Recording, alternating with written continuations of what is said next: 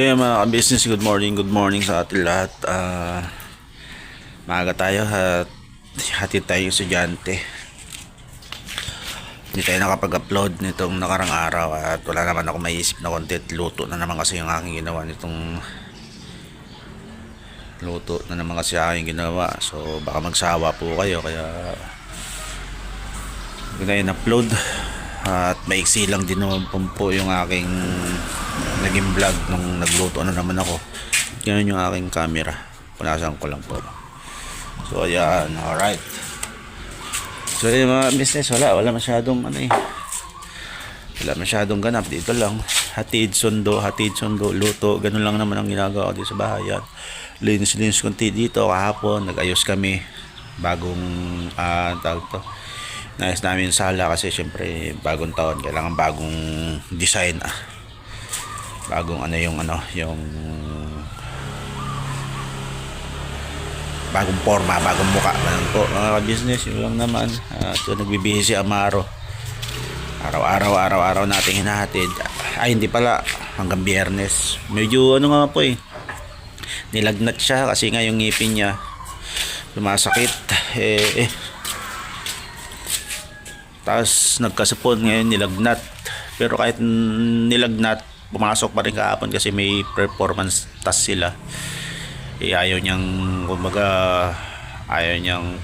pumalya sa performance task nila, kaya natuwa naman ako sa bata.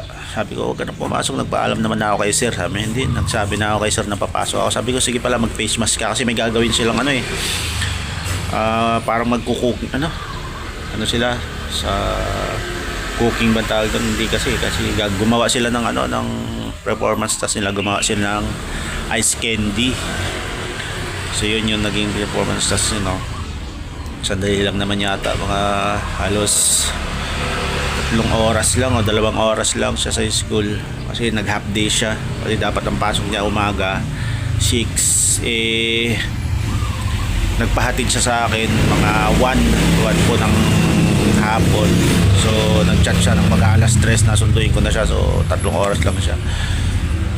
Yun po, ngayon papasok naman na siya, medyo okay naman yung pakiramdam niya. Sabi ko sa kanya, inom siya ng gamot. Usong-uso po yata ngayon yung trangkaso. Ngayon mga ka-business, pansamantala ito muna, hatid ko si Amaro, kaya abang-abang mga ka-business. So hatid na natin si Amaro. So luto tayo ng almusal, itlog, ayan, may sibuyas, lagyan natin sibuyas, tapos meron din tayong skinless, yan, longganisa. Alright. Skincare routine from Nivea. Try now.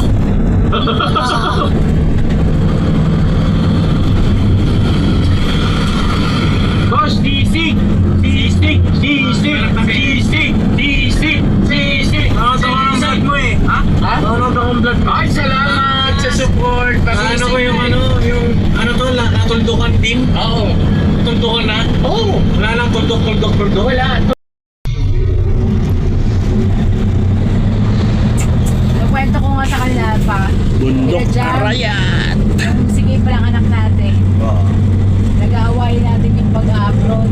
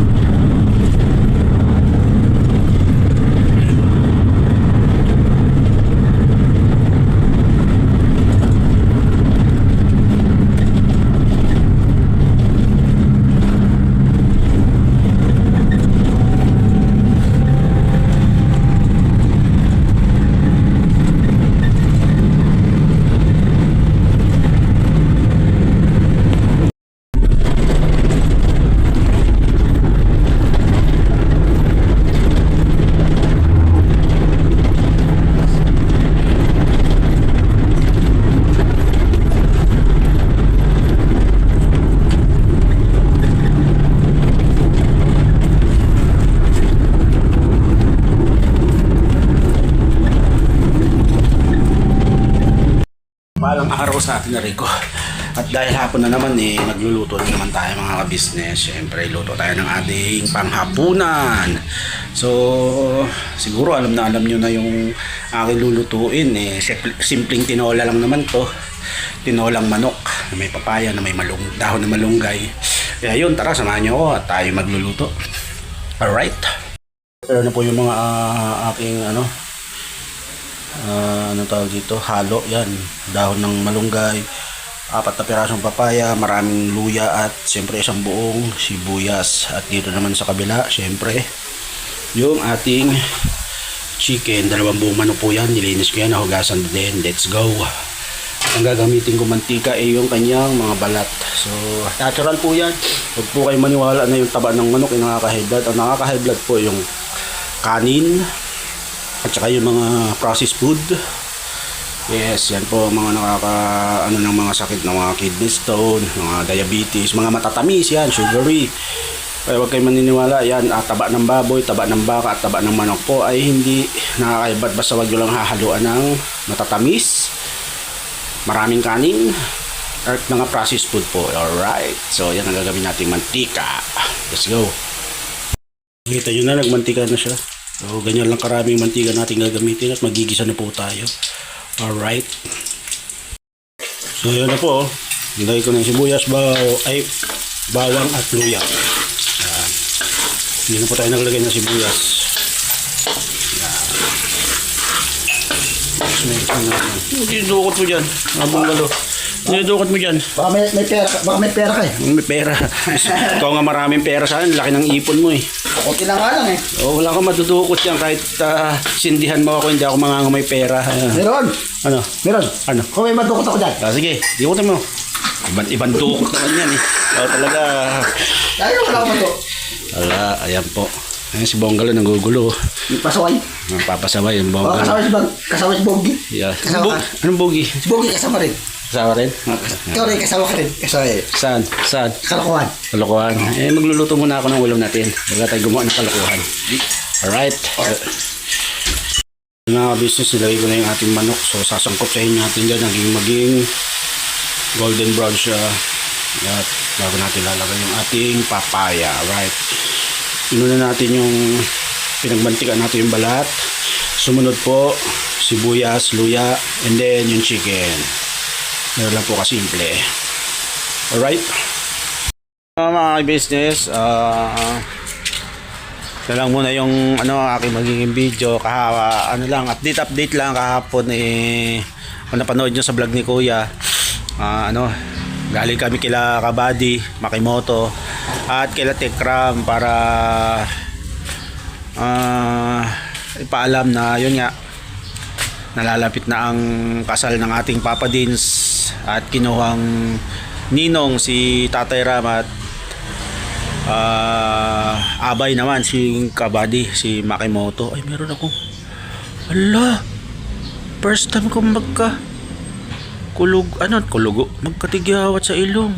Roy. Yun nga, sorry. Na gulat lang ako kasi first time ko magkatigyawat sa ilong. Bakit kaya nangyari? Yun nga, di ba? Napanood nyo po sa vlog ni Kuya na galing kami doon kila Kabady sa Cabiao pa yon. Tapos umikot kami ng San Miguel papunta naman sa Candaba para puntahan si Tatay Ram. At yun nga po, tagumpay naman yung naging biyahe namin kahapon. At yun nga, naimbitahan si Kabady, ganoon din si Tatay Ram para maging abay at magiging ninong. So si Kabady ay magiging abay at si Tatay Ram ay magiging ninong ng ating Papa Dins.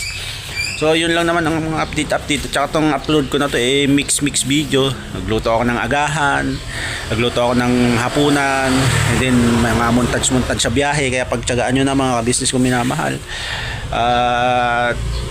Yun, maraming salamat syempre sa walang sawang pagmamahal nyo po. Medyo bumaba na naman yung ating views, pero tuloy-tuloy lang. Wala naman problema sa akin yun, mataas, mababa. Pasalamat pa rin ako kasi siyempre andyan pa rin po kayo mga kabisnes namin minamahal. So yun, hanggang sa susunod na video. Sa ngayon, ito muna yung aking upload at yun yung mga update. Maraming marami pa kayong aabangan kasi may susunod kami magiging biyahe ngayon, abang-abang. God bless sa ating lahat mga business, birabanat lang tayo. Alright.